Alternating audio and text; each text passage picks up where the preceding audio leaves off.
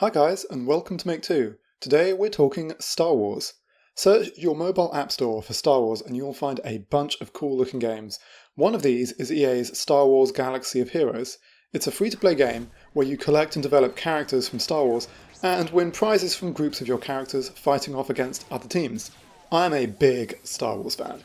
Getting to play as a ragtag group of rebels or noble Jedi, all from the comfort of my phone? So much fun! I've been playing Galaxy of Heroes for about a year. I've got pretty deep into it, all free to play.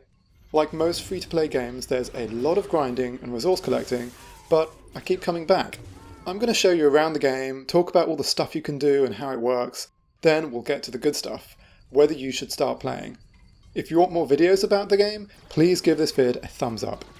The premise of Galaxy of Heroes is that you're a player in some bar in a galaxy far, far away. Each game is at a different table. You go to the different tables to play different types of battles. These normally involve 5 characters. Everyone is from the Star Wars universe, so the battles are like holotables and the bar is some kind of like a shady, Mos Eisley gambling den. This is great for visually orienting players, and it's a nice explanation of why characters don't die. They fizzle out with no blood at all on being defeated. But it's also kind of weird. The bar's got a number of Star Wars characters wandering around who exist in-universe, and at least one of these, pretty sure, is dead before the original trilogy even starts.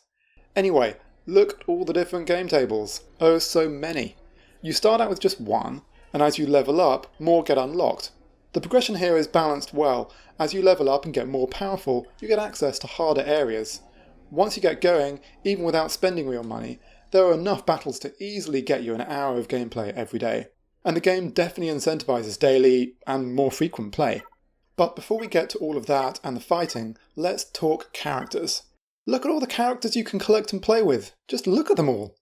This is main Star Wars canon territory. So we have people from all the movies and major cartoons, including Rogue One, The Clone Wars and Rebels.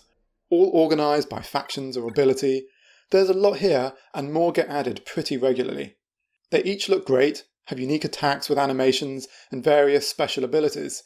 You can also spend real money to get access to much of this stuff faster. And some characters or ships are impossible to get without spending money. Oh yeah, did I forget to mention there are ships?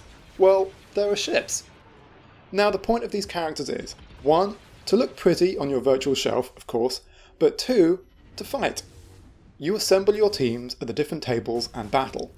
And what does winning a fight get you? Stuff. Money and crystals and gear and shards and gizmos and so on. Lots of different types of stuff. All of this is used to get more characters, play more battles, and make your character stronger. What do more and stronger characters get you? Winning more and harder fights. What do harder fights get you? More stuff to get more characters and make characters even stronger. This is a familiar journey in tons of video games, not just free-to-play ones. Saying it out loud does make it sound kind of like an empty vicious cycle with absolutely no end or purpose. It's all just resource grinding, sure, but it's wrapped in so many pretty things that it's fun. Okay, so what motivates me to play? 1. Collecting cool characters is definitely a big part of it. Working to unlock my faves like Ahsoka or the Ewoks is a good goal, and then I want them to be all powerful. It's awesome to have my tiny Ewoks defeat some strong Sith Lords. 2.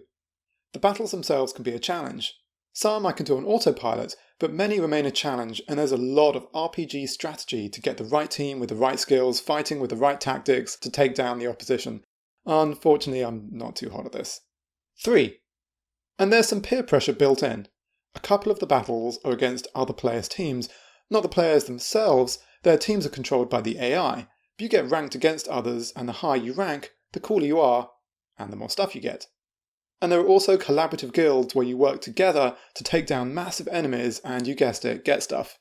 Finally, there's just this desire to collect and hoard, that deep and selfish human need that these games are great at tapping into. That's definitely a play here too, but like I said, it's wrapped up in something so pretty and so fun that I'm cool with it. Okay, so this is a fun game with cool stuff for Star Wars fans and regular updates and events and unlocks to keep coming back. But should you play it? If you're looking for a fun free-to-play game and you are a Star Wars fan, then I definitely recommend it. It's very playable without spending money, which I hope to talk about more in future videos. Even if you aren't that into Star Wars, but like the idea of battling, then I recommend it. It's very different from things like Clash of Clans, though card collecting battle games are getting more and more popular. And finally, a big plus is that the team behind the game are enthusiastic, engage the community actively in an open and honest way, and they are generous with what they give us. Anytime there's a glitch on their side, like down servers or something, they give you a bunch of expensive in-game currency. This is a win-win, and I wish more games would approach their communities like this.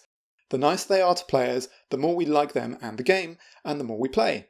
This helps the community and the developer's bottom line. Galaxy of Heroes is a quality and well looked after free-to-play game with lots to keep you busy and motivated. I enjoy playing it still, and if you're still watching, then I recommend giving it a try. If you found this review helpful, please give it a thumbs up. We hope to make a bunch of videos about this game, so subscribe if you want to stay up to date, and comment below if there's anything about the game you want to know about or see future videos about. Thanks for watching!